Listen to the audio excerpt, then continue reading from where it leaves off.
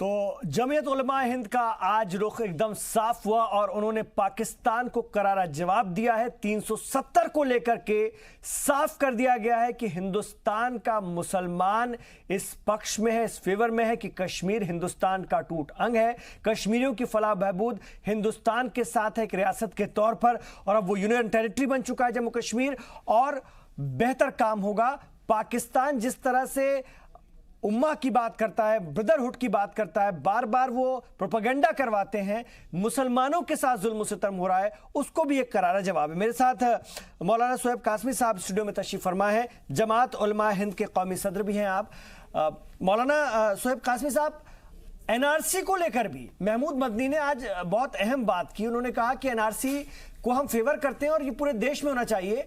ऐसे समय में जबकि हिंदुस्तान की अपोजिशन पार्टियां, आज ममता बनर्जी रैली कर रही थी, एक बड़ी मतलब पैदल रैली कर रही थी, और वो ये बार बार कह रही थी और बाकी लोग भी कहते रहे कि मौजूदा हुकूमत या आरएसएस के इशारे पर चलने वाली हुकूमत मुसलमानों को असम में, मौजूदा हुकूमत या आरएसएस के इशारे पर चलने वाली हुकूमत मुसलमानों को असम में तंग करने के लिए ये काम कर रही है। ऐसे में जमीयत के इस रुख के बाद हम इसको कैसे देखें? क्या ये उनकी सियासत को भी करारा जवाब है या उनकी इस पूरी सियासत को खत्म कर दिया? देखिए, एनआरसी का जो मुद्दा है, हुकूमत का कोई इरादा एनआरसी कराने का पूरे देश में नहीं है। आसाम के अंदर सालों से ये मुद्दा कांग्रेस ने जिंदा किया था और कांग्रेस ने इसको पैदा करके वहां के मुसलमानों को डरा के पिछले सालों से वोट लेती रही थी।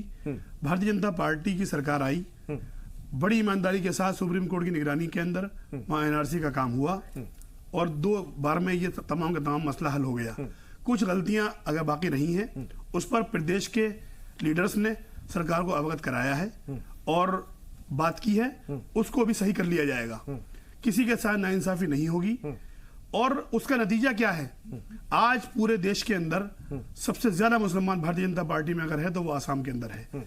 एक एमएलए पूरे भारत के अंदर आज की डेट में भारतीय जनता पार्टी का ना तो कोई एमपी है, लेकिन अपोजिशन तो लगातार ये इल्जाम लगा रहा था ना, एक एमएलए है, 18 लाख लोगों को तो आपने बाहर ही कर दिया या अभी तक उनका कोई हिसाब किताब नहीं है। ये अपोजिशन का इल्जाम है। ममता बनर्जी भी बार बार कह रही है और वो भी अपनी पॉलिटिक्स किस रूप में कर रही है हम जानते हैं। आगे चुनाव है, उनको भी मुसलमानों को साधना है, तो वो एनआरसी को मुसलमानों से जोड़ रही है। इसलिए मेरा सवाल है, बिल्कुल मैं वही अर्ज कर रहा हूं कि एक एमएलए पूरे भारत में भारतीय जनता पार्टी का है, वो आसाम से है। आज वो डिप्टी स्पीकर है वहां की सरकार के अंदर। इसके अलावा ये वो ताकतें जो कांग्रेस के इशारे पर काम करती चली आई हैं, चाहे वो सियासी पार्टियां हो, मुलायम, माया, लालू, कालू, ममता वगैरह, ये तमाम के तमाम मुसलमानों को डराकर और राष्ट्रवादी संगठनों से दूर रख के, भ्रमित करके देश के अंदर जो खाई पैदा कर रही थी वो आज भरनी शुरू हुई है। और देश का मुसलमान समझ चुका है कि ये वो ताकतें हैं जिन्होंने अपने ही देश में अपने ही भाई से हमें दूर करके नफरत की शक्ल में आज दुश्मन बना दिया। इसलिए अब मुद्दा कोई नहीं बचा इनके पास। नरेंद्र भाई मोदी ने पिछले 5 सालों के अंदर धर्म की, जात की और इन तमाम चीजों की राजनीति खत्म कर दी। तो अब ये ऐसे मुद्दे उठाकर मुसलमानों को एक बार और वोट लेना चाहती हैं, मगर इनके ये तमाम के तमाम मंसूबे कभी कामयाब होने वाले नहीं हैं। बंगाल के अंदर जिस तरीके से भारतीय जनता पार्टी बढ़ी है, आज पूरे देश के लिए वो एक सामने नजीर है कि पूरे देश का मुसलमान आज राष्ट्रवाद की तरफ, राष्ट्रवादी संगठनों की तरफ बढ़ रहा है। और वो ये इनके बहकाए से कांग्रेस और उनकी बी टीमों के निकल चुका है। इसलिए मुस्लिम तंजीमों को भी चाहिए कि वो राष्ट्रवाद की भूमिका निभाएं और राष्ट्रीय एकता के लिए सरकार के साथ खड़े होकर सरकार के सहयोगी बने। क्या ये आरएसएस की आइडियोलॉजी का भी एक बड़ा असर है? पिछले दिनों अरशद मदनी साहब ने मोहन भागवत साहब से मुलाकात की थी। आज जनरल सेक्रेटरी महमूद मदनी साहब कह रहे हैं कि हम एनआरसी में भी साथ हैं, 370 को लेकर भी हमारा मौक़िफ़ एकदम साफ है। तो ऐसे में क्या देखें, इसको इस तरह से देखने की जरूरत है या नहीं? बिल्कुल, देखिए जमीयत उलमा हिंद 2 हैं, एक अरशद मदनी साहब की और ठीक है, हम तो यहाँ पे मुसलमानों की नुमाइंदगी की बात कर रहे हैं। ठीक है, अरशद मदनी साहब ने मोहन भागवत जी से मुलाकात करी और मुलाकात करने के बाद में उन्होंने 3 दिन के बाद ही सोनिया गांधी जी से मुलाकात करी और ये बयान दिया बाहर निकल के, हमने मॉब लिंचिंग पर आरएसएस से बात करी है। यानी कि उन्होंने ये कहने की कोशिश करी है कि मॉब लिंचिंग जो देश में हो रही है वो आरएसएस करवा रही है। तो मैं इनके डबल स्टैंडर्ड को कभी जो स्वीकार नहीं करूंगा। आप बात करें देश की एकता के लिए, देश के अखंडता के लिए, राष्ट्रवादी विचारधारा के आज लिए। जो देश की एकता और अखंडता के लिए बात की उससे तो इत्तेफाक रखते हैं। बिल्कुल इत्तेफाक है। ठीक है, वही मैं जानना समझना चाह रहा था। देखिए, इख्तलाफात हर लेवल पर हिंदुस्तान के अंदर सभी तंजीमों में भी हो सकते हैं, लोगों के बीच भी हो सकते हैं। वही तो मैसेज है मुफ्ती साहब, वही तो मैसेज है कि हम अंदर कितना भी एक दूसरे से इख्तलाफ रखें, लड़ें झगड़े, हमारे मसले मसाइल हो सकते हैं और वो होंगे ही जब इतने सारे लोग एक साथ रहते हैं तो। लेकिन बाहर वाले को यह एहसास नहीं होना चाहिए कि किसी भी रूप में हमारे अंदर में टूटे और वो इसका फायदा उठा ले। मुफ्ती साहब, बिल्कुल, देखिए यही चीज़ है कि हमें जो है अपने देश को और अपनी एकता और अखंडता को हमें कायम रखना चाहिए। मैं उस पे कहूँ कि जैसे हम लोगों ने एक मोमेंट की हमारा यहाँ रहा और उसे मैं फिर अभी बात कर रहा था, हमारे डॉक्टर जयदीप आर्य जी जो अभी योग परिषद के चेयरमैन बने हैं, वो वहाँ उन्हें जैसे योग परिषद का चेयरमैन हरियाणा सरकार ने बनाया तो बड़ा ज़बरदस्त काम वहाँ कर रहे हैं। और स्वामी रामदेव के नेतृत्व में और अन्ना हजारे जी हम लोगों ने जो काम किया, हमने तो भाई ये समझा था कि हम करप्शन के खिलाफ खड़े होंगे। और जब अरविंद केजरीवाल से हमारा इख्तलाफ इसी बात के ऊपर हुआ था, जब उसने पार्टी बनाने की बात की तो हमने कहा कि भाई जो हमने मेहनत की वो सारी बेकार हो जाएगी और पार्टी अगर बनाओगे तो कांग्रेस फिर वापस आ जाएगी और अगर वापस आई तो फिर देश बहुत पीछे चला जाएगा। 54 सालों के अंदर जो खला पैदा हो गया था, आज उस खला को पुर किया गया है। मेरे से पत्रकारों ने पूछा कि आप भाजपा को क्यों सपोर्ट करते हैं और उसी को क्यों चुना, तो हमने कहा भाई राष्ट्र ऊपर है और करप्शन नीचे है। हमने राष्ट्रीय एकता और अखंडता से लेकर के चाहे वो राष्ट्रीय कार्यक्रम हो, सब में हिस्सा लिया। हमने जनसंख्या को भी कहा कि भाई ये भी कंट्रोल होनी चाहिए। आज ऊपर वाले का करम है कि कम से कम ये लोग इस बात को महसूस तो कर रहे हैं कि भाई ये हमें लोगों में दूरियां नहीं बढ़ानी चाहिए। हम एक हैं, हमारे दूध और खून के रिश्ते हैं। कुल्लुकुम बनी आदम व आदम मिन तुराब, हम सब आदम की औलाद हैं और आदम मिट्टी से पैदा किए गए हैं। और भारतीय जनता पार्टी ने जितनी, देखिए आप 5 साल पिछले कहीं भी कोई लेकिन इसी जमीयत का बहुत सारे मुद्दों में इख्तलाफ है, बहुत सारे मुद्दों को लेकर के वो एग्रेसिव भी रहते हैं। ट्रिपल तलाक को लेकर भी उन्होंने कभी सीधे तौर पर उसका फेवर नहीं किया। तो ऐसे में आज के उनके स्टैंड को आप कैसे देखें? ट्रिपल तलाक का भी फेवर कर रहे हैं, करेंगे, क्यों नहीं करेंगे? इसलिए कि एक चीज थी, देखिए सुन्नत क्या है? सुन्नत वो है जो हमारे नबी ने किया हो, यानी जो नबी ने किया वो सुन्नत है। और नबी ने जो है अपने सारी चीजों का ध्यान रखा है, देश का भी ध्यान रखा है, उन खवातीन का भी ध्यान रखा है। इसीलिए जो है उन्हें आज दुनिया का कोई इंसान ऐसा नहीं है जो हुजूर पाक सल्लल्लाहु अलैहि वसल्लम को ना मानता हो। अब नतीजा ये हुआ कि एक चीज तलाक, जैसा आपने तलाक का जिक्र किया, तलाक बिदअत, जब वो तलाक बिदअत थी उसका कोई हिस्सा इस्लाम से था ही नहीं। मैं तो जमीयत की बात कर रहा हूं, मैं जमीयत उलमा हिंद की बात कर रहा हूं। ये सब सपोर्ट करेंगे, इसलिए करेंगे धीरे धीरे कि अब लोगों में ये मैसेज आता जा रहा है कि भाई ये जो गलत था, आज आम मुसलमान ये समझ रहा। पहले तो बहुत भ्रमित किया, उसके मुस्लिम पर्सनल लॉ बोर्ड के सेक्रेटरी ने भ्रमित किया और बहुत सारे लोगों ने भ्रमित करने की कोशिश की। तो इमरान खान साहब भी फैलाने की कोशिश कर रहे थे बाहर से, वही भ्रम पैदा करने की कोशिश की। तो इसलिए मैं ये बात कहना चाहता हूं कि अब जैसे जैसे एजुकेशन की तरफ, और भारतीय जनता पार्टी ने और नरेंद्र मोदी जी ने, यानी हमारे प्राइम मिनिस्टर ने जो कहा कि एक हाथ में कुरान और एक हाथ में साइंस, एक हाथ में कंप्यूटर हो, वो इसलिए कि वो जानते हैं इन चीजों को कि अगर मुसलमान पढ़ा लिखा होगा, एजुकेशन की तरफ आएगा तो इनके बहकावे में नहीं आएगा। और मैं ये बात कह सकता हूं कि मुख्य धारा से न जुड़ने का कारण यह था कि मुसलमानों में एजुकेशन की कमी थी और वो एजुकेशन की तरफ लोग बढ़ रहे हैं। जैसे मैंने कहा पिछले उसमें भी कहा आपसे कि इस सरकार ने इतना न्यूट्रल होकर के दिखाया है कि आज पहले क्यों नहीं आते थे वो लोग, पहले उनमें हौसला क्यों नहीं बढ़ता, क्यों हौसला क्यों नहीं था? आज सिविल सर्विस में जिस तरह से हमारे नौजवान आगे आ रहे हैं, आपके साथ मुफ्ती साहब, प्रोफेसर सीमा सिंह, पाकिस्तान जब प्रोपेगेंडा करता है तो वो कश्मीरियों की बात में सिर्फ मुसलमानों का जिक्र करता है, जबकि कश्मीर जम्मू कश्मीर है और वो बौद्धों की बात नहीं करता, वो हिंदुओं की बात नहीं करता, कश्मीरी पंडितों की बात नहीं करता। वो उनका प्रोपेगेंडा है, वो बने ही इस आधार पर है। तो आज उस प्रोपेगेंडे को कितना बड़ा झटका लगा है और बार बार वो मुसलमानों को टारगेट करके हिंदुस्तान के भी ये बताने की कोशिश करता है कि कश्मीर मुस्लिम लैंड है और मुसलमानों का वो हिस्सा हमारे साथ होना चाहिए या आजाद रहना चाहिए था, जैसा कि उनका प्रोपेगेंडा है। अब तो हमें वो हिस्सा चाहिए जो हमारा था और अब हमारी नजर और हदफ वही है, मकबूजा कश्मीर। देखिए, हमें यहाँ पे एक चीज नहीं भूलनी चाहिए कि जब हम मुसलमान की बात करते हैं और मुसलमान में भारतीय मुसलमान की बात करते हैं, तो भारतीय मुसलमान का भारतीयकरण हो चुका है। और भारतीयता कोई धर्म नहीं है, भारतीयता एक संस्कृति है। अगर आज आप देखिए तो पूरी दुनिया में, चाहे फ्रांस हो, इंग्लैंड हो, दुनिया का कोई भी देश हो, हिंदुस्तान मुसलमानों की आबादी के हिसाब से दुनिया का दूसरा सबसे बड़ा मुल्क है। लेकिन यहाँ पे मुसलमान बाकी कम्युनिटीज के साथ मिलकर के जितनी शांति से रहते हैं, ये फ्रांस जैसे देशों के लिए शोध का विषय है। और उसका एक बहुत बड़ा रीजन ये है कि हमें धर्म ने नहीं जोड़ा, हमें संस्कृति ने जोड़ा। और जो इस्लाम सऊदी अरब से निकला, सऊदी अरब से अटैक करते करते जब वो हिंदुस्तान पहुंचा, हिंदुस्तान में उसने एक नया रूप लिया है। इसीलिए जो मुसलमान इस्लाम हिंदुस्तान में आया और हिंदुस्तान को अडॉप्ट करने के बाद उसने फिर किसी देश पे आक्रमण नहीं किया। इसलिए हिंदुस्तान का जो इस्लाम है वो पूरे तरीके से यहाँ के कल्चर और इंक्लूसिवनेस में रमा हुआ है। इस बात को पाकिस्तान को रियलाइजेशन नहीं है। पाकिस्तान लोकल लोगों को किसी और चीज के धर्म के दम पे उकसा ही नहीं सकता है, सिवाय इसके कि वो इस्लाम के नाम पे लोगों को उकसाए। लेकिन यहाँ पे मैं एक बहुत बड़ी चीज बोलना चाहूंगी, जैसे आप एनआरसी के इशू की बात हम कर रहे थे, हम कश्मीर के इशू की बात कर रहे थे। अगर वहां पे देखिए तो कश्मीर में पाकिस्तान बाहर से इन्फिल्ट्रेशन करा रहा है। बांग्लादेश को अगर आप देखिए तो बांग्लादेश की सीमा जिन 5 स्टेट से लगती है, वहां पे आप बांग्लादेशियों को घुसा रहे हैं। उसको घुसाने का एक बहुत बड़ा रीजन, बाकी जो रीजन है उसके अलावा एक और है कि आप जो सेकेंड लाइन ऑफ डिफेंस किसी कंट्री की होती है, जो लोकल रेजिडेंट होते हैं, उनको आप रिप्लेस करके वहां पे अपने सपोर्टर्स को खड़ा करना चाहते हैं। लेकिन आप एक पॉइंट नोट करिए कि जिस तरीके से वहां पे आप घुसपैठ करके सेकंड लाइन ऑफ डिफेंस को रिमूव करके वहां पे बांग्लादेशी घुसपैठियों को बिठा रहे हैं, या कश्मीर में जिस तरीके की हरकतें हो रही हैं, उससे तो ये अपने आप में प्रूव है कि जो लोकल मुस्लिम्स हैं वो बांग्लादेश या पाकिस्तान का साथ नहीं देंगे। तो उन्होंने तो अपनी भारतीयता हमेशा से प्रूव कर दी है।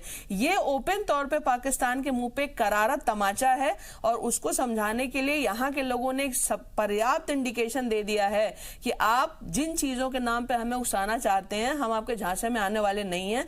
आप एक फेल्ड स्टेट हो। और अगर आप देखिए तो पाकिस्तान जो धर्म के नाम पे बना, आज वहां के लोगों को मिला क्या है? वहां पे क्या हासिल है? ना वहां पे एजुकेशन है, ना वहां पे हेल्थ है, ना वहां पे एम्प्लॉयमेंट है, वहां पे कुछ भी नहीं है। तो कोई भी किसी भी राष्ट्र को, किसी भी देश के लोगों को जिस चीज के नाम पे आप एकीकरण करके भड़काना चाह रहे हो, लोग समझदार हो चुके हैं। और आज जमायत ने जो ये संदेश पाकिस्तान को दिया है, मुझे लगता है कि पाकिस्तान का आखिरी दांव भी पूरे तरीके पे फेल हो चुका है, क्योंकि इस्लामिक कंट्रीज पाकिस्तान की इस बात को पहले ही पूरे तरीके से डिसोन कर चुकी हैं। ठीक है, मैं आ रहा हूं आप लोगों के पास। एक और छोटा सा यहाँ पर ब्रेक लेंगे, ब्रेक के बाद भी इस पर हम और तफसील से बात करेंगे। इस चर्चा को जरूर सुनिएगा।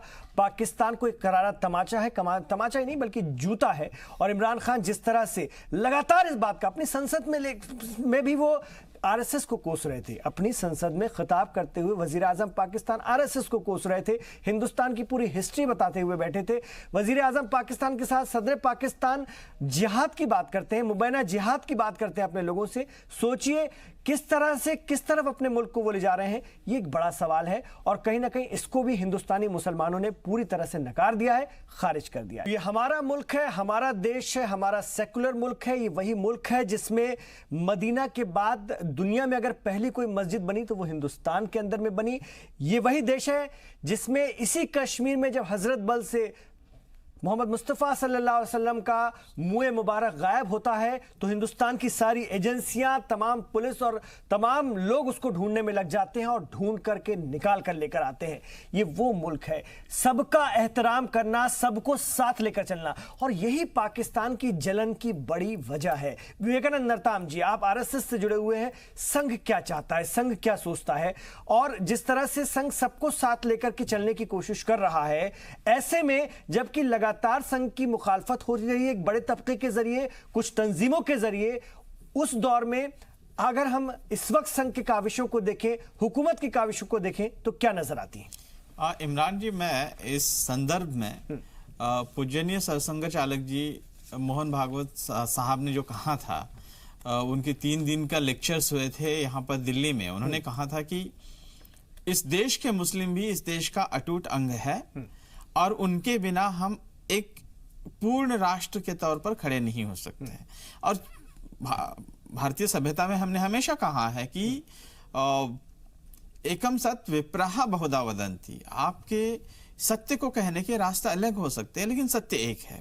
वो ईश्वर जो ब्राह्मण या ब्रह्म की कल्पना की गई है हिंदुइज्म में या भारतीय सभ्यता में, तो वो एक है और आप अनेक मार्गों से उसकी पूजा आप कर सकते हैं, उसकी अर्चना आप कर सकते हैं। इसलिए मुसलमान इस देश के हैं और इस देश के ही है, और मतलब उनसे ये नहीं है कि वो कोई डिवीजन है, उनके बिना राष्ट्र पूर्ण हो सकता है ऐसा नहीं मानता है आरएसएस। पर यह है कि यहाँ पर जब रह रहे हैं हम, तो इस देश के साथ हमारी जो बाकी के लोगों के साथ हमारे जो पहले जो एंसेस्टर्स है, क्या कि हारे जीते संघर्षों में साथ लड़े बलिदान हुए, काल चक्र की मजबूरी में रिश्ते नाते बिखर गए, एक बड़ा परिवार हमारा पुरखे सबके हिंदू है। हमारे जो पुरखे जो है वो सारे पुरखे हमारे हिंदू ही है। हमारे अगर डीएनए को टेस्ट किया जाए तो कितना अंतर आएगा जो मुसलमानों के डीएनए और हिंदुओं के डीएनए या बुद्धिस्टों के डीएनए में डीएनए तो सेम है बेशक। तो इसमें इस बात को लेकर कभी भी कोई भी संदेह या फिर कंफ्यूजन आरएसएस के मन में, जहां तक मैं समझता हूं, क्योंकि मैं बचपन से आरएसएस से संबंधित रहा हूं, मेरी पढ़ाई आरएसएस के स्कूलों में हुई, मैं शाखाओं में जाता रहा हूं, मैं गाने गाता रहा हूं, मैं भाषण सुनता रहा हूं, इसलिए मैं जहां तक मैं समझता हूं वो कभी भी इस बात को लेकर के कोई कंफ्यूजन नहीं है।